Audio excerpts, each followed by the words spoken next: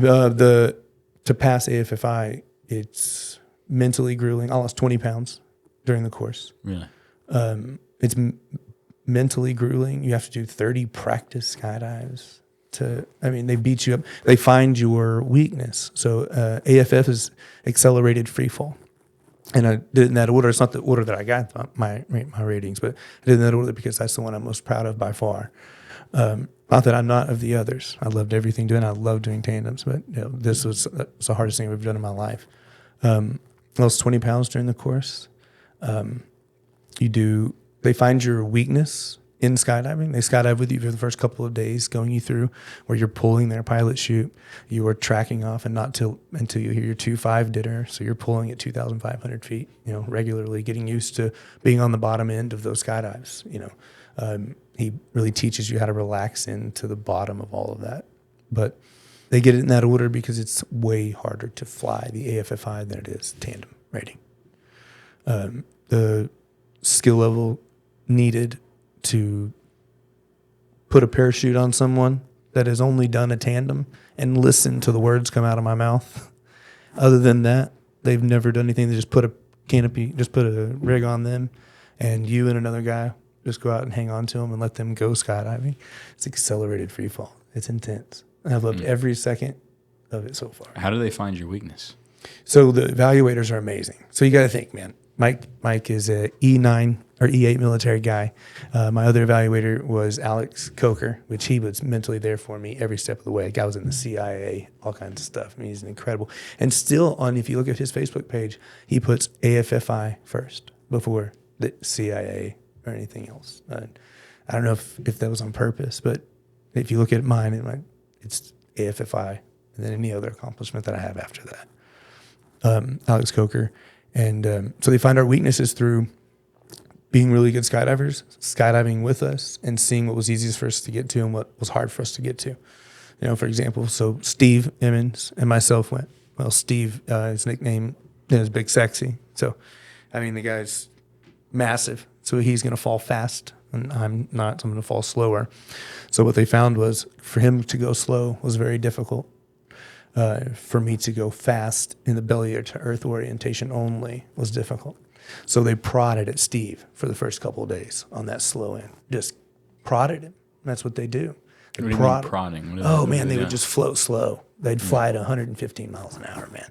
Make it where Steve is just having to peg out, just laying there looking up at it, They find their weakness that way because it's hard to float back up to the skydive, right? And then they found my weakness of going insane at the time, going 140, 150 in belly, like really getting a full spill, but also being able to have my hands out in front of myself to be an AFF-I so I can grab on, so I can fly and grab onto someone, still be able to teach. I don't need to be there just to be able to save someone's life. I need to be able to deploy for them, yes, if necessary, reorient them if necessary, but I also need to be able to teach them how they got into that position, didn't show them how to get out of it. I need to be able to teach throughout fixing the skydive too. So I had to break how I flew. I've flown cameras. I've pulled my arms out here for so long trying to keep everything out of view that I can't fly AFF like that. You're going to see my hands in the AFF video. And that's just part of it because they are tools. They are my tools. They teach you how to fly with your legs. They prod your weaknesses, and then teach you how to work around. Like, here's how you fix it. And they make you feel this is your weakness. So and the skydives aren't hard. How long was the course?